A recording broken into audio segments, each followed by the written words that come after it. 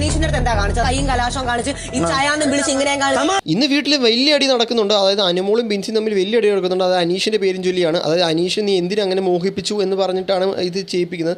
അതായത് നിലവിൽ അവിടെ വന്ന് കയറിയിരിക്കുന്ന പെണ്ണുങ്ങൾക്കും അതായത് കുറച്ച് ആണുങ്ങൾക്കും അനുമോൾ ജയിക്കണമെന്ന് യാതൊരു താല്പര്യമില്ല. അതായത് എല്ലാവർക്കും അനീഷ് തന്നെ ജയിക്കണമെന്നാണ് താല്പര്യം.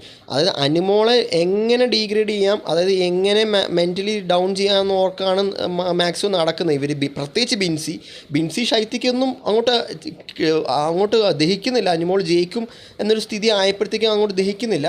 അതായത് ശൈത്യ ഈ ആദിലോട് പറയുന്നുണ്ട്, അതായത് അനുമോൾ നിനക്കെതിരെയും കൂടെ ഗെയിം കളിക്കുന്നുണ്ടെന്ന് പറഞ്ഞപ്പോഴത്തേക്കും ഇപ്പോൾ ആദിലെ വരെ അനുമോക്കെതിരെ തിരിഞ്ഞിരിക്കുകയാണ്. അതായത് ഈ സമയത്തൊക്കെ എന്തിനാണ് ഇങ്ങനത്തെ ചീപ്പ് ഗെയിംസ് എടുക്കുന്നതെന്ന് എനിക്കറിയാൻ പാടില്ല. എന്നാലും നമ്മുടെ പഴയ സീസണാണെങ്കിലും, അതായത് മറ്റേ എക്സ് കണ്ടസ്റ്റൻസ് കയറിയ സീസണാണെങ്കിൽ, ഏതൊരു സീസണിൽ എക്സ് കണ്ടസ്റ്റൻസ് കയറിയാലും ഇതേപോലെ വഴക്കുണ്ടാക്കാനായിട്ട് കയറാറില്ല. അതായത് റോബിനും ജാസ്മിനും ഉണ്ടായിരുന്ന സീസണായിരുന്നു ഏറ്റവും വഴക്കുണ്ടായിരുന്ന സീസൺ. അന്നത്തെ പോലും അവർ റീ എൻട്രി എടുത്ത സമയത്ത് പോലും അവർ ഫ്രണ്ട്സായിട്ടാണ് കയറിയത്. വേറെ വഴക്കോ കാര്യങ്ങളൊന്നും ഉണ്ടായില്ല. ഇവർക്ക് ഔട്ടായതിൻ്റെ ഫ്രസ്ട്രേഷനും പിന്നെ ഈ അനുമോൾ കപ്പടിക്കുന്നതിൻ്റെ അടിക്കാൻ സാധ്യതയുള്ളതെന്ന് ഒരു ഉറപ്പ് വരുന്ന സമയത്താണ് എനിക്ക് തോന്നുന്നു ഇതേപോലത്തെ അഭ്യാസങ്ങൾ കാണിക്കുന്നത്.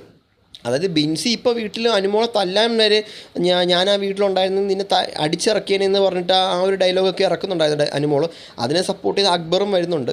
പക്ഷേ എന്തുകൊണ്ട് ഇപ്പോൾ ഇവർ വാതുറക്കുന്നതെന്ന് പറഞ്ഞാൽ, അത് ഇവരുണ്ടായിരുന്ന സമയത്ത് വാതുറന്ന് സംസാരിക്കുകയാണെങ്കിൽ പിന്നെയും ഒരു അർത്ഥം ഉണ്ടായിരുന്നു. അതായത് ഇപ്പോൾ വാതുറന്ന് സംസാരിക്കുന്നതിൽ എന്ത് കാര്യം ഇരിക്കുന്നതെന്ന് എനിക്കറിയാൻ പാടില്ല. അതിലേക്ക് നല്ല രീതിയിൽ നെഗറ്റീവ് ആവാൻ സാധ്യതയുണ്ട്. ഇങ്ങനെ പോയാൽ അതിലെ നൂറെ മിക്കവാറും മറ്റേ ടോപ്പ് 5 പോലും കയറാൻ പറ്റുമെന്ന് എനിക്ക് തോന്നുന്നില്ല. ഇങ്ങനെ പോയിക്കഴിഞ്ഞാൽ ഇവർ രണ്ടുപേരുടെയും പെരുമാറ്റം ഇങ്ങനെ ആയിരുന്നെങ്കിൽ രണ്ടുപേരും മിക്കവാറും ഓഡിയൻസ് മിക്കവാറും എല്ലാവരും ചവിട്ടി പുറത്താക്കുമെന്ന് തോന്നുന്നു. എന്തായാലും നമുക്ക് നോക്കാം. കൂടുതൽ അപ്ഡേറ്റ്സ് ഉണ്ട് നമ്മുടെ ചാനൽ മറക്കാതെ സബ്സ്ക്രൈബ് ചെയ്യുക. വോട്ടിംഗ് അപ്ഡേറ്റ്സ് നമ്മുടെ ഈ വീഡിയോ താഴെ ലിങ്കിൽ ഞാൻ കൊടുത്തിട്ടുണ്ട്.